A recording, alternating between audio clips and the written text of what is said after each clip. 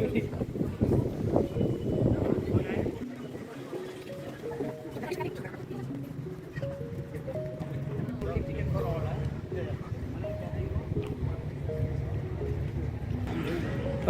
alaykum, hurmatli tomoshabinlar.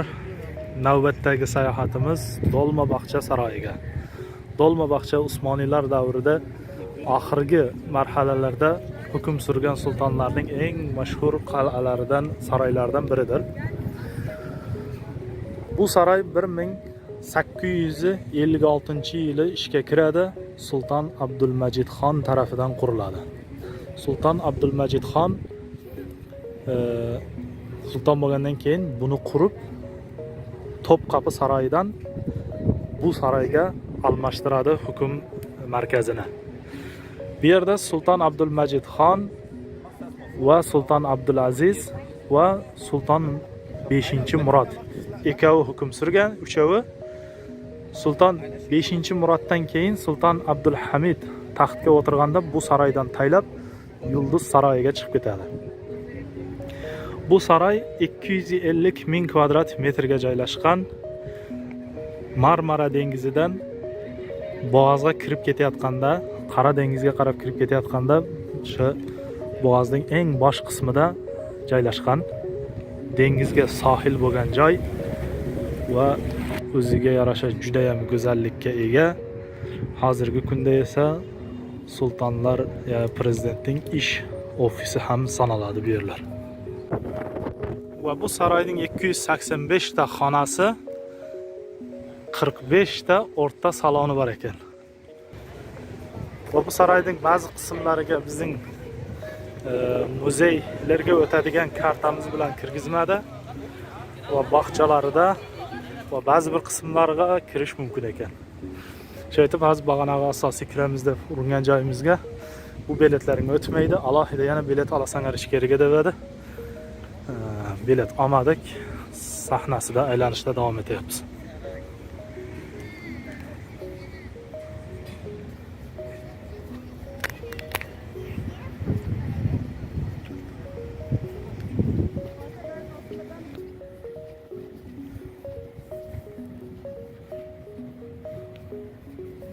Bu gulning ismi nima? Kim biladi?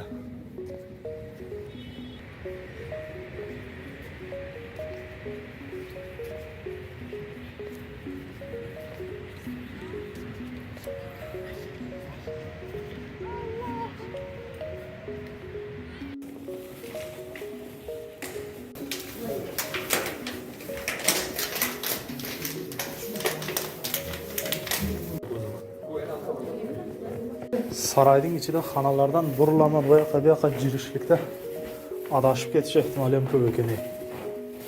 Juda ham kalkash xonalar. Sulton Abdulhamid Abdulazizxonning yotoqxonasi ekan. Usmoniylar davridagi sandalning ko'rinishi. O'rtaga cho'qni qizdirib qo'yib, atrofida oyoqchilatadi. Haqiqatan adashib ketadigan xonalar.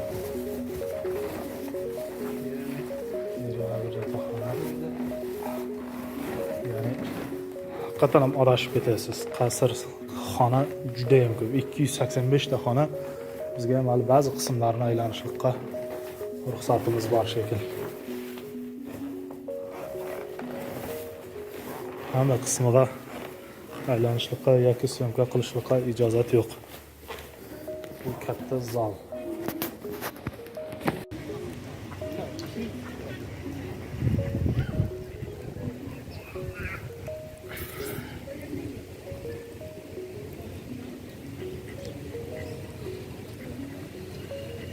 Dolmabaqcha saroyini bo'g'oz turlarida mana bu kemalarda ketyapti.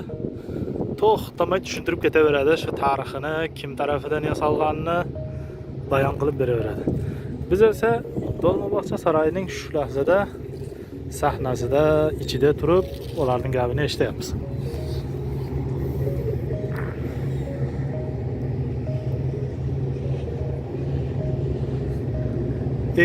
...285 ta xonaning 10dan 1 qismini aylandik, lekin juda charchab qoldik. Chiq, suvning ketiga chiq. Orqaga qaytib ketma, chiq shu yerdan. shu darajasi. Mana. Kameramızı alayım. Buna. Ay maşallah. Ay maşallah. Gel. Buraya. Demak, hurmatli tomoshabinlar, Dolmabog'cha saroyida ajoyib delfin sayr qilish fursatini topdik. Odatda delfin bu yerlarda ko'p ko'rinmaydi. Mana goh-gohida ko'rinadi. Hozir to'satdan mana bu 3 ta delfin bu yerda o'ynab yurganligi bizga bir ajoyib xursandchilik bo'ldi. Va bu yerda har bir ko'rgan odam ham xursandchiligidan baqirib yotibdi. Ya'ni bularni tomosha qilishlik juda ham bir ajoyib bir sayohat bo'ldi-da. Ya'ni katta baliq ko'zingizning oldida sakrayotganligini ko'rganingizda boshqacha hayajonlanib ketasiz ekan.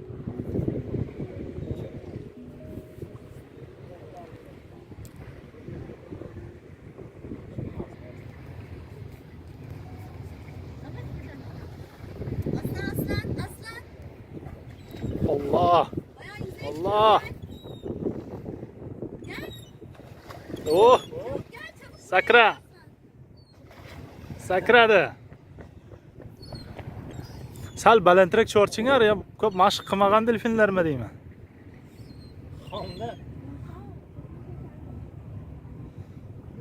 Suvning ostidan chiqmay jiradigan delfinlarga o'xshaydi. Ha, bizning sesimizda oldimi bu yerga kelib o'ynayapti. Ha, bular ham biladi, qasrning oldida jirishdi. Odamlar oldiga borsang ustiga minib oladi hamda. Yarim. Hech kim qo'l yetmaydi bunani. Ha?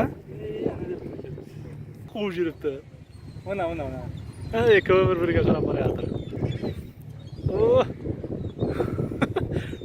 Ularni quvgan balig'ini bular ushlayaptilar aytganday.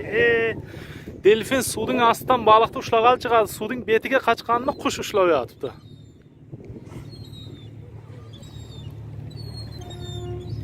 Maşallah, ajoyib delfinlar.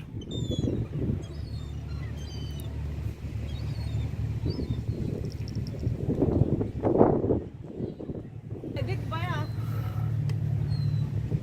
Çalıştı başladılar.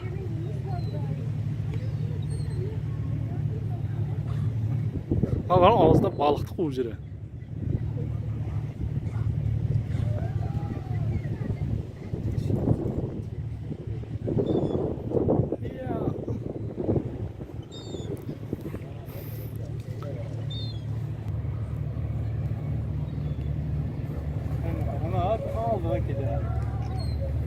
Gel bir yere gel.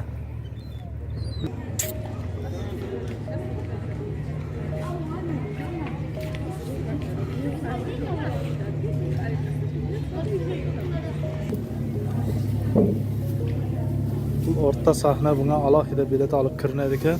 Bugungi kunda ham davlat arkonlarining ish ofislari olarak foydalaniladi bu qismdan.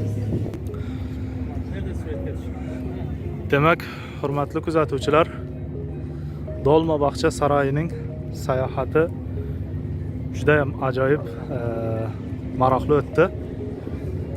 Saroyning eng asosiy salomlashish saloni deb nomlanadi ekan bu bo'limning ichi. Bunga alohida bilet olinadi, biz kirmadik. Hozirgi kunda prezidentning ish ofisi bo'lib ham sanaladi. Va katta siyosiy ko'rishuvlar, uchrashuvlar, siyosatchilarning katta uchrashuvlari ham mana shu binoning ichida amalga oshiriladi ko'p vaqtlarda.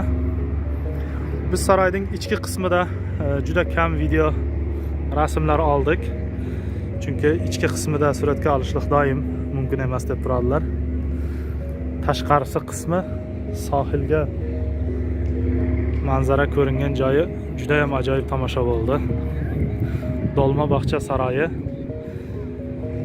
kirishligi 150 lira turk xalqiga va 1000 yillik TL yabancılar uchun, ya'ni turistlar uchun. Va hurmatli kuzatuvchilar, shuni bilan Dolmabog'cha saroyining sayohatini tugatdik.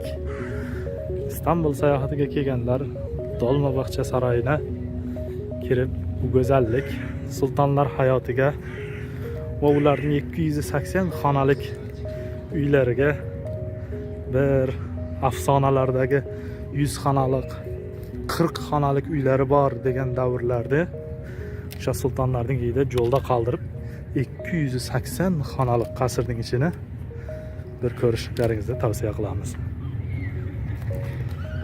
Va azizlar, sizlar bilan kelasi videolarda ko'rishguncha xayr, kanalga obuna bo'ling. Bizni tarixiy makonlar kashf qilishlikda kuzatib boring.